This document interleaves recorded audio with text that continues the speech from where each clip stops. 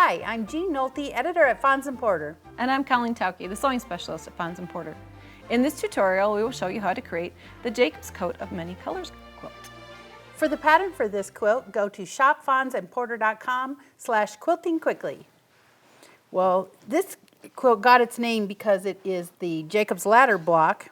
So this is what we're going to be making today, is blocks like this. It started out with a pack of 5-inch squares in all the colors of this fabric. So the first thing we need to do is make the units for the block, and there are two, the triangle square unit and the 4-patch unit. So the 4-patch units and the back of the triangle, or the white part of the triangle squares, are just background fabric, a solid white and a solid black.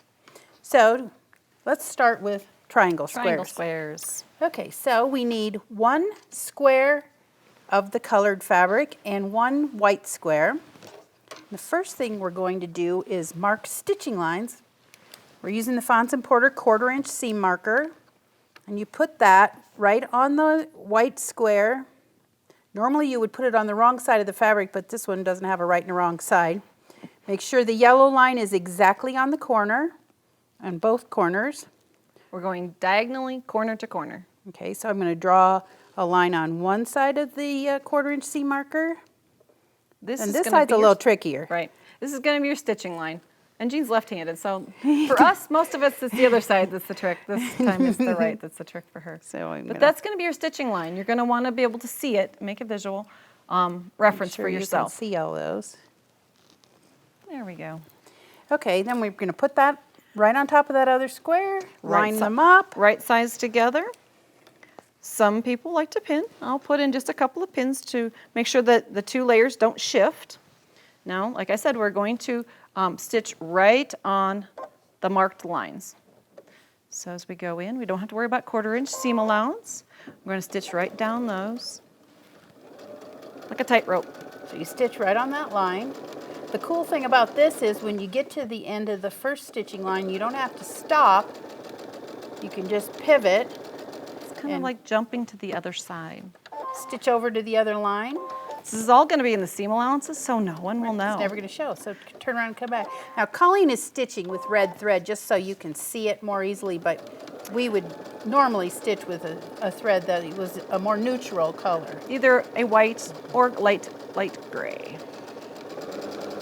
Okay, right off the edge. So now she's going to have 2 triangle squares. Nice in part one is here. Haven't cut any triangles. And I'm going to just cut a couple those of apart squares. if you hand me that ruler.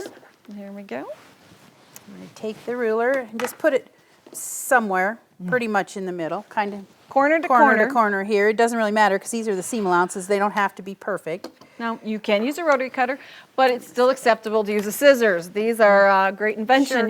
You can cut right down the middle. So then what you're going to do is press these, and I have a pair that are already pressed. Set the seam first, then open and press the seam allowances toward the dark. All right, so you come out with 2 triangle squares that look like that. I'm going to use our square up ruler. I'm just going to take one of these for now, and just check to make sure. These should be 4.5 inches square right now. And this square up ruler has a yellow piece that goes underneath. It's just a tiny bit raised. Little raised line. You put that on the side where the seam allowance is not. So the seam is pressed toward the dark here. So I'm putting the yellow on the white part of the triangle square. So you can nudge it right up against it. Make sure you have a nice diagonal. Put the very corner of this ruler at the corner of the block, and the yellow raised plastic piece underneath along the seam line. I'm going to put my glove on. Safety first. And then what I'm going to do is just run the rotary cutter along 2 sides. Straight up and across the top.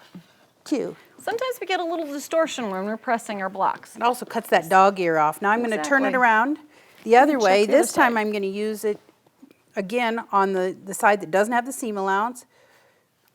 Put the 4.5 inch line over here. So if there's anything sticking out, I'm going to just run it along this side. Tiny little haircut. And run it along that side. Then this block will go right there, or that unit will go right in there, and it's the perfect size. Okay. Now, the next thing we need to make is those 4-patch units. 4 patches. So you could just cut a bunch of white squares and a bunch of black squares. But you'd be cutting a lot of black squares. But a and quicker lot way of to white do it ones. is to make a strip set. So you join one 2.5-inch white strip and one 2.5-inch black strip. And move these just a little bit out of the way here.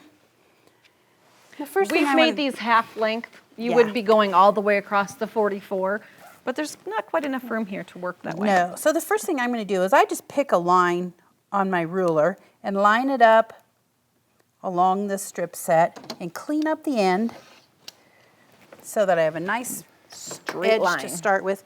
Flip that strip around.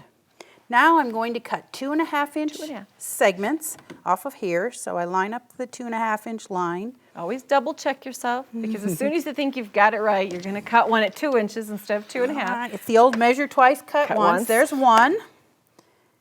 And Even though I've been quilting for years, I still go back and count 1, 2, half all before I right. make that slice. And there's the other one. So she needs 2 of those to make a 4-patch unit. Okay.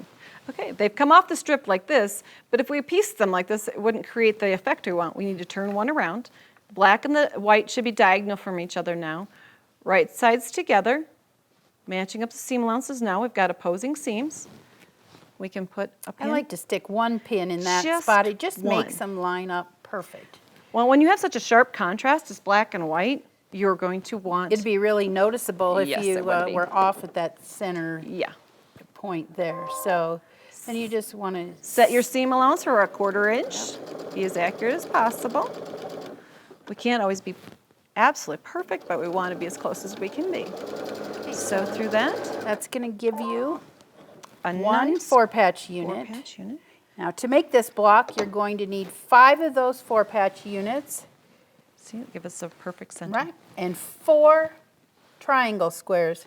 Then all you need to do is lay them out in rows, join those rows together, and you've got a block. Now make sure when you're aligning these, because when I was working on this one, it's a little bit of a trick. You'll notice there's a very strong black diagonal going this direction across the block, and a very strong white diagonal going. And in the instructions, there'll be clear diagrams to show you that, so you can look before you stitch them together and avoid having to rip something out. Exactly. Now you will notice in this quilt that Patty took the colors and made them gradate kind of from one corner to the other.